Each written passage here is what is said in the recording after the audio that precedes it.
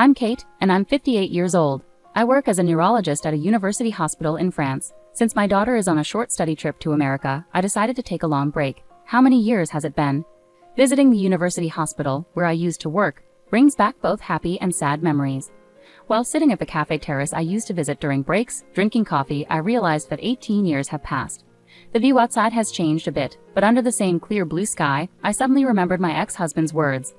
I prefer a smart child born to a 23-year-old woman than a child born to an older woman. His unexpected words left me shocked. What do you mean by that? It's obvious. As a doctor, you know the risks of older pregnancies, right? Your statement isn't about maternal health or childbirth itself exactly. It's about the child's abilities. Why are you bringing this up now? You knew this from the start, didn't you? That's why we pursued fertility treatments. Well, that's true. I did want a child then. But things have changed. I don't understand. I truly didn't understand. As a doctor couple, me, a neurologist, and him, a plastic surgeon, we struggled with infertility for 2 years. Finally, at age 40, we conceived through fertility treatments. When I got pregnant, Noah, my ex-husband, was thrilled and became very protective until we reached a stable stage in the pregnancy. Friends, colleagues, and family joked that the real challenge would come after the baby was born. We were so happy, but within a few months, Noah said those shocking words. Did you really not realize? Huh? Didn't notice what? I was aware of what was happening outside the house. There was no way I hadn't noticed, but there was also the reality of our growing family. A few months later, I began to think, this can't continue. I struggled to gather my courage, staying up late to wait for Noah to return home, trying to start a conversation many times. And on that day, I waited again. Welcome back. Oh, you're awake. Yeah, I wanted to talk. Whether Noah understood my feelings or not, his indifferent response was all I received. Hey, I got an invitation to attend the hospital's dad class today. Do you want to go? Huh? Apparently most husbands attend the class. I'm not going. Huh? I said I'm not going. I'm not interested. Not interested? I'm a doctor, you know. I've seen countless pediatric patients. I don't have a problem with kids, so isn't that enough? But raising our own child from infancy is completely different. Even though I'm a doctor, I have no idea about childbirth or parenting. It's beyond what I can imagine. That's your perspective. Mine is different. I'm fine, so I'm not going. End of discussion. Noah remained uninterested and exerted pressure, but I lacked the courage to continue. One of my colleagues mentioned she saw him. Cheating? She saw you recently in the city, arm in arm with a young girl, happily shopping in a department store. Oh, really? Was that person stalking me or something? No, she just happened to be there and saw you. But she decided to gossip and used the word cheating. If it's untrue, that's slander, right? Huh? That's not the point. That's exactly the point. You realize I'm being suspected, right? It's a story where no one knows if it's true or not. So is it a lie? Well, my clinic focuses on beauty treatments, so it mostly employs young women. Women can be competitive with each other, you know? To keep them happy, I offer meals, shopping, and relaxation to recognize their hard work at a popular clinic. So you're doing the same with other staff, not just the person my colleague saw. You could say that. So you're neglecting our family for that? Kate, think about this. Without those girls, the clinic wouldn't succeed. They contribute to our income, right? So, thanks to them, we can maintain our household. Calling it neglect seems a bit harsh, don't you think? Noah smirked as he spoke, making valid points but also saying hurtful things. What's relaxation anyway? Is it code for hotel escapades? My colleague mentioned seeing him entering a hotel with a woman. It's a hotel Noah often uses for business dinners. When I heard that, I felt it was damning, but I couldn't bring myself to say it out loud. Maybe Noah had been hiding such activities since the early days of the clinic, focusing less on home once the money started coming in. After that, he seemed to hide less, spending less time at home. We're back to that initial suspicion. One day, as soon as he came home, he called out to my bedroom. Come here. I opened the door to find a flashy young woman sitting on the sofa, smiling faintly. Ah, is she the woman my colleague mentioned? My muttering caught Noah's attention immediately. So this girl here is going to be my official wife from now on, and she's already pregnant. I see. So what happens to me? Divorce, obviously. You can't just divorce me so easily. Easy or not, I have to take responsibility for this child. And what about your responsibility to me? Money. Money. I'll give you more than enough. There will be a divorce settlement anyway. I could even give some money to that unborn child. It's coming from your old-fashioned womb. I'll provide enough to cover any shortfalls, so just hurry up, sign it, and disappear. With that, a pre-filled divorce form was placed on the table in front of me. The woman smirked, muttering disgusting under her breath as she looked at me. Being in the same space as these people was unbearable, and above all, I realized that Noah could no longer be considered my husband. From there, things moved quickly. We agreed to involve lawyers and decided that I would hold onto the divorce form. I couldn't bear to live in the same house with him anymore. So I quickly packed my essentials into a suitcase and left the house. 18 years later, returning to America, I never expected a chance encounter. Lost in thought, I noticed a figure approaching nearby. Just as I turned to look, I heard a voice I never wanted to hear again. Kate. It was Noah. It's been a while. Unable to ignore the greeting, I replied calmly. As he approached, he chuckled and spoke again. So you're back from France with your tail between your legs? You went to France, right? Feeling the pressure and came back to rely on your alma mater.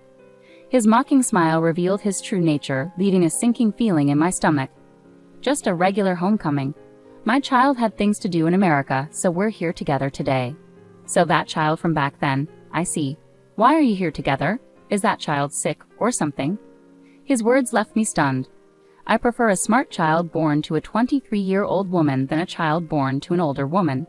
Noah's hurtful words echoed in my mind, and my heart sank once again as I struggled to respond. Footsteps approached from behind. Mom, who is he? Grace's voice brought me back to the present.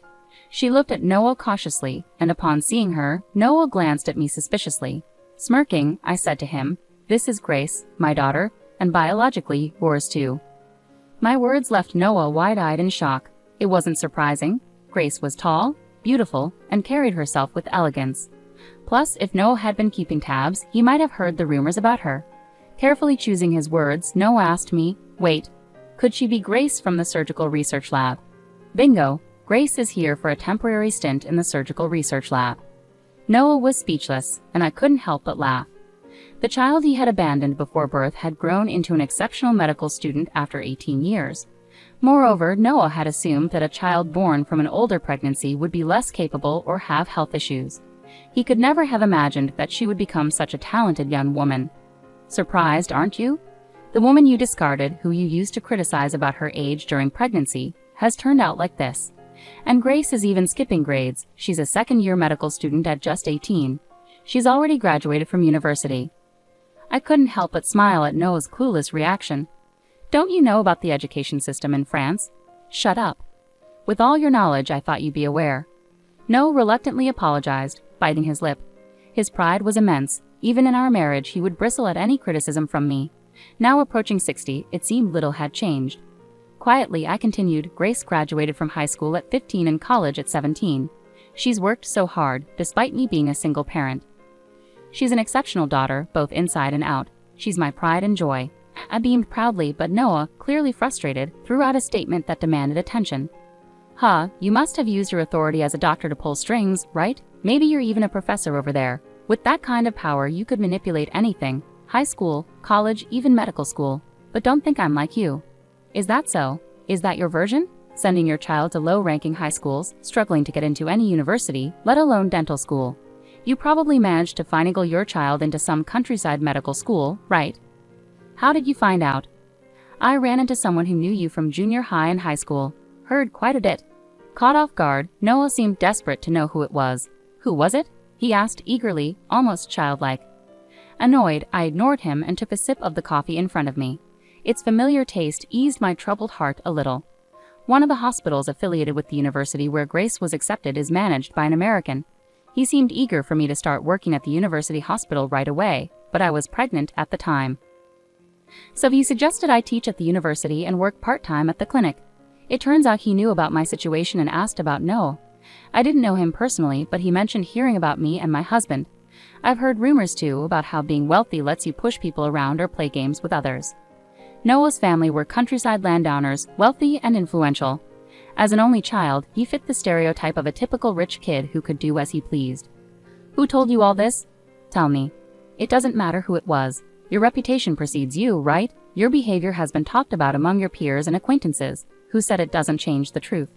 To silence him from further protests, I added firmly, that person warned me that I was being used. At first, I didn't understand, but after listening carefully, it all became clear. You, coming from the countryside, and me, living in the city. When we first met at our new workplace, I didn't know anything about your background. That ignorance was convenient for you, wasn't it? So you figured it out. Yeah, that's right. We were both new at work, and I had just moved from the countryside where no one knew me. You, being new too, didn't know about my troubled past or my character. You were convenient for me. What's wrong with that? Finally, Noah admitted it, and I confronted him directly. But that's not all, is it? Huh? You wanted a talented child, a child who could compensate for your own insecurities, right? So you wanted me. No, you wanted my position in genetics, didn't you? You desired my successful career in genetics, which are the opposite of yours, didn't you? What do you mean by opposite? Don't say foolish things in front of the child. No, you shouldn't speak that way in front of our child. Even after admitting everything, he tried to protect his pride. His petty behavior disgusted me. Don't worry, Grace knows everything. Huh, everything. Everything, including how you abandoned both Grace and me in pursuit of your ideal child, and your entire history. What? Did you spill everything? I simply stated the truth, how you disappeared before Grace was born. Trying to deceive Grace, who is so perceptive, won't work. I don't understand, Noah's voice echoed loudly in the quiet cafe terrace. Then Grace, who had been silent until then, spoke up. Don't you think it's pathetic? Huh? I'm asking, don't you think it's pathetic? Why should I care what you think, you little brat? Even to someone you see as a brat, your actions are pathetic. Noah was clearly taken aback by his daughter's words. He clenched his teeth, face turning red with embarrassment. Grace continued, observing him calmly. As my mother said, I know everything. Not just about the past, but also about what's happening now. Huh? I never expected you to beg the professor who's looking after me. I also heard the clinic went bankrupt. What? Due to repeated failures in plastic surgeries, a decline in customers, embezzlement, and failed investments. It probably all began 18 years ago. How dare you say such things? It started when you abandoned my mother and chose someone else. Or perhaps it started when you started making easy money at the clinic and got involved with someone blinded by money. Their presence turned you into a greedy monster and led to your downfall. Grace's words struck Noah hard, making his face even redder and his lips tremble. Why don't you admit it? You're a terrible person, someone who ruins lives. Isn't this just karma catching up with you? Can't you see that? Wait, what? You think I ruin lives? Because of our breakup, Kate became a professor in France, and now you're going to medical school at 18. It's all because of me, isn't it? What? Are you kidding me? Grace's voice remained steady and clear. It's not because of you, that's just how things turned out. Sure, the divorce might have been a trigger, but my acceptance into university right after was the result of my mother's hard work up until then. And my effort to attend medical school early is also because of her constant support. She's always been someone who works hard and cares for others, and that's why good things come to her. But for someone who easily discards others and ends up ruining their workplace, there's a sad reality waiting where they'll have to rely on their dwindling pride. I saw a new side of Grace in that moment. While we've had heated discussions before due to differences, I'd never seen her raise her voice or express anger towards someone. Though I've had my moments of heightened emotion, quietly absorbing feedback from others, including Grace herself, I never expected her to see me that way or have those thoughts. Yet even faced with Grace's undeniable reasoning, Noah struggled to control his emotions. What? You wouldn't even exist if it weren't for me. Everything is thanks to me, right? How can you say that to your own child? I intervened, my voice tinged with anger and sadness. It's okay, Mom. It doesn't bother me. I'm grateful for being born, but technically, it's thanks to my grandparents who supported you all those years. Noah clearly hadn't expected his parents to be brought into the discussion. He froze, his expression stunned. I kept in touch with your parents even after we separated, and they shown concern for Grace. But you wouldn't know that because you cut ties with them after our divorce. What? You're still in contact with my parents? Did you manipulate them against me to gain allies? No, Noah. Your grandparents disowned you because you cheated on me and remarried. You barely graduated from medical school with financial help, struggled to attain your medical license after numerous private lessons, and barely held a mediocre position at a general hospital after an additional year under senior doctors' shadows. Unable to accept this due to your pride, you convinced your parents to open a cosmetic clinic for you. However, you became enamored with the plastic surgery trend, resumed womanizing during your residency, and started hiring based on your personal interests. It became a harem-like environment, culminating in impregnating a nurse over 2 decades younger, abandoning your family, and ultimately causing the collapse of the clinic built by your parents. What more could your grandparents possibly do for you? Overwhelmed by Grace's relentless recounting of Noah's troubled history, delivered flawlessly, Noah could only stammer incomprehensible words in agony. As he struggled to make sense of the situation, a strange calm seemed to settle over him, prompting him to say something outrageous. "So why don't you connect us, huh? I heard you were asking around in the lab earlier. After my clinic closed, I've been struggling to find work. I imagine you're facing challenges too, reaching out to your mother's former workplace for help. Everyone's been distant. If you, the talented daughter of Kate, who is respected and trusted despite our unfortunate split, were to offer assistance to your reunited father, surely they'd lend a hand, right?" Noah lamented like a tragic figure, making such unusual requests, while Grace and I exchanged knowing glances, sighing with pity. "Crying to a child you abandoned? That's pretty pathetic and uncool, isn't it?" "Shut up. You don't know anything about me." "I don't know, don't want to know, and have no interest in knowing. I have no interest in someone who, despite being a doctor, lacks empathy, only thinks of themselves, and ends up causing medical mishaps. And it's quite odd to come seeking sympathy from Grace. Don't you have a talented child at home? Ask them for help." "Mine is impossible. I only managed to get her into a decent private women's college through connections and money." "Huh, you solved it with money again, just like always. Money can fix anything for you." Noah, stirred up by his past being brought up, retorted with a red face, "But fundamentally, things shouldn't be solved with money. It's wrong to decide someone's fate with money. Sometimes even money can't fix things, you know. Did you know that one of the victims of your medical mishaps was a relative of my professor? I believe it was my mentor, Professor Ted's niece. She had surgery at your clinic, and there were complications with her facial muscles. Could it be that there are issues that money couldn't solve? It seems like you closed the clinic to avoid dealing with inconvenient cases that money couldn't fix, huh? But you know, people in the medical field are connected in various ways. Like me, I've ended up connecting with your colleagues and friends." Whether my words were getting through to him or not, Noah's face turned pale, and he started sweating profusely, freezing in place with trembling eyeballs. "It's okay, Noah. Everything will unfold just as you fear. Are you so scared that you can't even speak? This is your mess to deal with now. You never cared about anyone else's well-being for your own gain, right? Just try to keep that dark spirit of yours in check, at least." "Wait, am I really? Won't someone eventually come for you? You seem so focused on securing your job that you haven't noticed." "You're kidding, right? This can't be some made-up story. You won't need to look for work anymore. Even if you manage to find something, you won't be able to work anyway. Haha, you're delusional. If that's what you believe, then so be it. Enjoy your time with your family for now."